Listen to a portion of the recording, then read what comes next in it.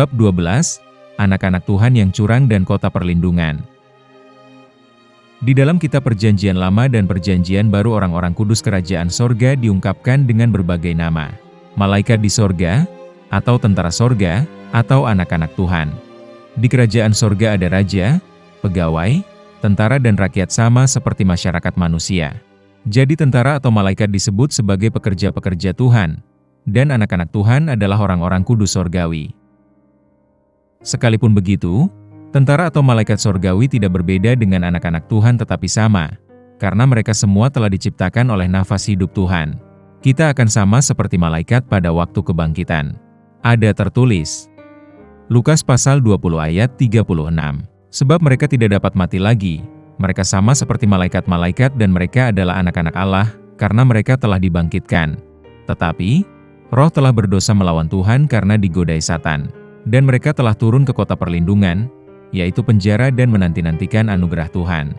Dalam hukum Taurat Musa ada 6 kota perlindungan dari antara 12 suku bangsa Israel. Jika seorang membunuh seseorang dengan tidak sengaja, dia dapat melarikan diri ke kota perlindungan supaya jangan dibunuh oleh tangan penuntut. Jika seseorang terpukul mati dalam pertengkaran, pasti pembunuh itu dihukum mati. Tetapi, seorang yang membunuh orang dengan tidak sengaja dapat diselamatkan hidupnya, jika dia melarikan diri ke kota perlindungan sebelum ditangkap oleh tangan penuntut. Tetapi, walaupun seorang pembunuh melarikan diri ke kota perlindungan, jika dosanya sudah dibuktikan melalui pemeriksaan, dia harus diserahkan oleh ketua kota itu untuk dihakimi. Dan mereka yang melarikan diri ke kota perlindungan harus tinggal di situ sampai matinya imam besar yang telah diurapi dengan minyak kudus. Sesudah itu barulah dia dapat dilepaskan dari dosanya dan kembali ke tanah airnya. Secara rohani, tanah air ini melambangkan kerajaan sorga.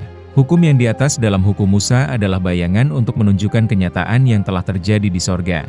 Kita adalah anak-anak Tuhan yang telah melarikan diri ke dunia dosa ini, yaitu kota perlindungan karena telah digodai Satan di tanah air sorgawi dan berbuat dosa tanpa disadari. Seperti dasar-dasar tentang kota perlindungan dalam hukum Musa, kita akan dilepaskan dari kota perlindungan dan dapat kembali ke tanah air sorgawi oleh kematian Yesus Kristus, yaitu imam besar yang kudus yang telah diurapi dengan minyak kudus. Dari antara semua orang yang dilahirkan di bumi ini, roh-roh yang tidak dapat diselamatkan telah ditakdirkan untuk melayani Satan dari permulaan. Dan mereka bersatu dengan Satan lalu akan menganiaya umat Tuhan sebagai malaikat Satan. Ada tertulis, 2 Korintus pasal 11 ayat 14. Hal itu tidak usah mengherankan, sebab iblis pun menyamar sebagai malaikat terang. Jadi bukanlah suatu hal yang ganjil, jika pelayan-pelayannya menyamar sebagai pelayan-pelayan kebenaran. Kesudahan mereka akan setimpal dengan perbuatan mereka. Firman di atas menunjukkan bahwa di antara malaikat yang curang dan anak-anak Tuhan, roh-roh yang di bawah kuasa tangan Satan sudah dilahirkan sebagai manusia dan berlaku seperti orang Kristen. Di samping itu, tak terhitung banyaknya roh-roh. Roh yang dosanya telah dinyatakan tidak dapat dilahirkan sebagai manusia dan mereka melakukan untuk menentang pekerjaan Injil sebagai malaikat Satan hingga hari penghakiman. Mengenai dunia dahulu, Nabi Yehezkiel telah menulis keadaan Raja Tirus di sorga sebelum dia dilahirkan di dunia ini seperti berikut.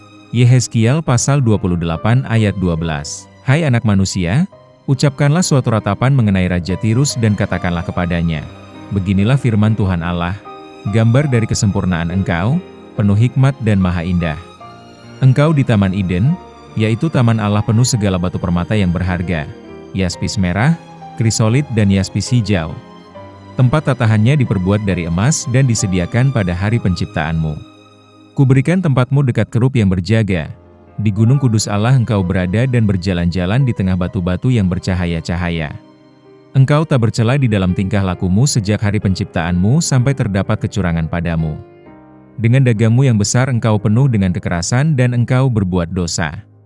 Maka kubuangkan engkau dari gunung Allah dan kerub yang berjaga membinasakan engkau dari tengah batu-batu yang bercahaya. Firman di atas menunjukkan bahwa seperti Raja Tirus, tokoh-tokoh yang memainkan peranan cukup penting pada zaman ini di dunia sudah ada di posisi yang tinggi di sorga juga. Kebanyakan orang yang dilahirkan di bumi ini adalah malaikat-malaikat yang telah berada dalam kemuliaan yang sedemikian rupa. Mereka yang memutarbalikkan Alkitab berbicara, manusia telah diciptakan sedikit lebih rendah daripada malaikat. Sebenarnya, kata ini, namun engkau telah membuatnya untuk waktu yang singkat sedikit lebih rendah daripada malaikat-malaikat. Bermaksud mengenai Yesus yang telah datang di dunia ini sebagai orang biasa. Lalu, Bagaimana dia yang menjadikan sedikit lebih rendah daripada malaikat telah tampil sebagai Tuhan? Dijadikannya sedikit lebih rendah daripada malaikat berarti hanya selama keilahiannya memakai tubuh orang berdosa. Dan Yesus tidak pernah menyampaikan suatu pun tanpa perumpamaan dan memberitahukan rahasia kerajaan sorga dengan perumpamaan, maka dia tidak pernah menyampaikan perumpamaan yang tidak sesuai dengan kenyataan. Dia telah menyampaikan rahasia kerajaan sorga yang mendalam seperti berikut. Lukas pasal 15 ayat 4. Siapakah di antara kamu yang mempunyai 100 ekor domba, dan jikalau ia kehilangan seekor di antaranya, tidak meninggalkan yang 99 ekor di padang gurun dan pergi mencari yang sesat itu sampai ia menemukannya? Dan kalau ia telah menemukannya, ia meletakkannya di atas bahunya dengan gembira. Dan setibanya di rumah ia memanggil sahabat-sahabat dan tetangga-tetangganya serta berkata kepada mereka, "Bersukacitalah bersama-sama dengan aku, sebab dombaku yang hilang itu telah kutemukan." Aku berkata kepadamu, demikian juga akan ada sukacita di sorga karena satu orang berdosa yang bertobat, lebih daripada sukacita karena 99 orang benar yang tidak memerlukan pertobatan. Lukas pasal 19 ayat 10. Sebab anak manusia datang untuk mencari dan menyelamatkan yang hilang. Perumpamaan ini adalah mengenai dunia yang dahulu, sekarang dan mendatang. Bukan? Segala perumpamaan yang dikatakan Yesus sangat penting karena mengandung rahasia Tuhan mengenai masa kita yang dahulu, sekarang dan mendatang. Ada tertulis, Matius pasal 13 ayat 10. Semuanya itu disampaikan Yesus kepada orang banyak dalam perumpamaan, dan tanpa perumpamaan suatu pun tidak disampaikannya kepada mereka, supaya genaplah firman yang disampaikan oleh Nabi. Aku mau membuka mulutku mengatakan perumpamaan, aku mau mengucapkan hal yang tersembunyi sejak dunia dijadikan. Oleh karena itu, segala perumpamaan yang telah disampaikan Yesus menyatakan rahasia yang tersembunyi sejak dunia dijadikan.